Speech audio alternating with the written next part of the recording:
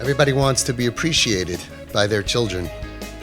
And a lot of people say, especially kids in pain who we do so much for, when are they going to appreciate me? Hashem delivered Bnei Yisrael, saved us. He saved us miyad Mitzrayim. And then number 2, Vayar Yisrael es Mitzrayim meis al sfas hayom. That's the second point. We saw them dead. And it says that each person saw the Mitzri that tormented him, his abuser, his molester. He saw him dead. Number 3, Vayar Yisrael es hayad hagdoila, and Bnei Yisrael saw the great hand, Asher Asa Hashem b'Mitzrayim, against Egypt. So frekt in Nesivas Shalom, it's out of order. First, Vayar Yisrael es hayad hagdoila Asher Asa Hashem b'Mitzrayim. First, we saw the great hand that Hashem wielded against Mitzrayim, and then Vayar Yisrael es Mitzrayim meis al sfas hayom. So why is it out of order? It says the Nesivas Shalom, when somebody is in pain, somebody's in jail, and you help them, they don't appreciate you. Hashem did dam, tzvardeya, kinim, arev. Wow. You know how much appreciation we had for him? 0. Zilch. What's the difference? I'm still enslaved. I'm still in pain. I'm still trapped. I'm still addicted. I'm still no self-esteem, no future. What did you do for me?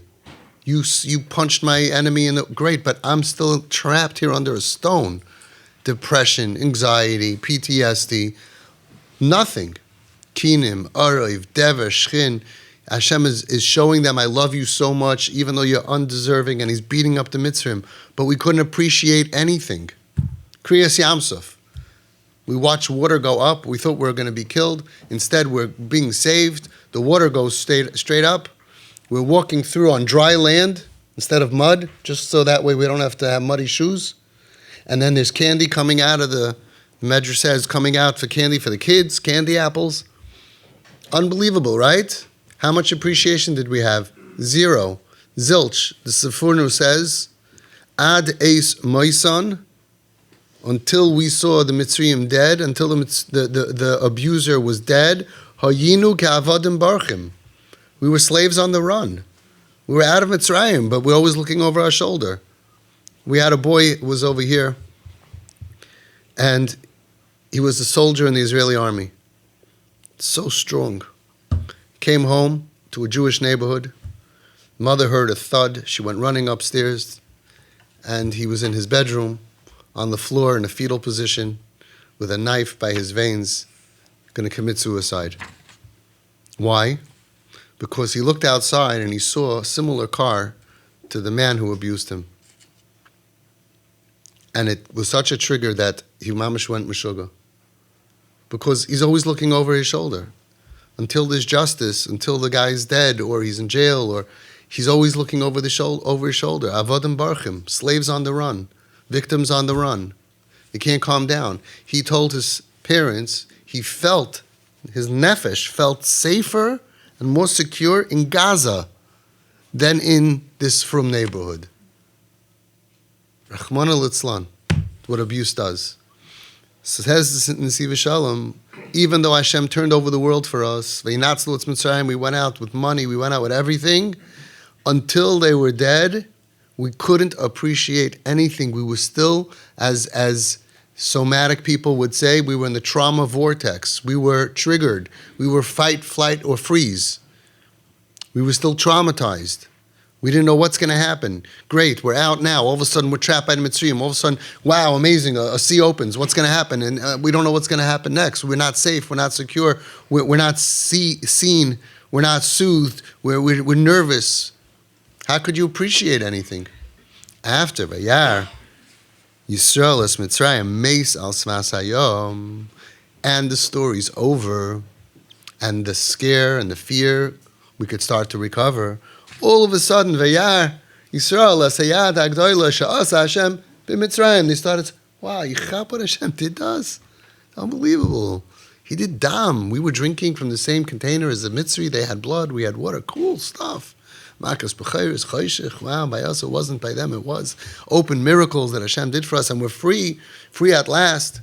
Until someone's out of pain, they can't appreciate. I'll tell you something. I say this of art always by Sheva Brachas, of normal kids. I say, until you're out of your Bachar Shiarin, until you're out of it, you don't know if you're going to get married. Now at Sheva Brachas, you could start to look back and appreciate everything your parents did for you since you were born. Kids don't appreciate. We don't appreciate everything Hashem does for us. So until the kids are out of pain, there's nothing to even think about.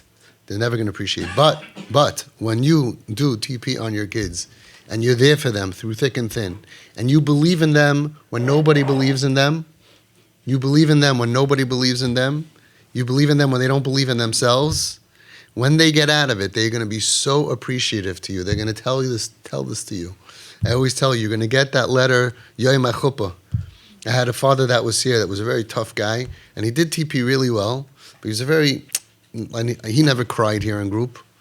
And 5 o'clock, the day of his daughter's chasana, I see my phone, he's calling, and I'm worrying, maybe she's running away, maybe she's backing out.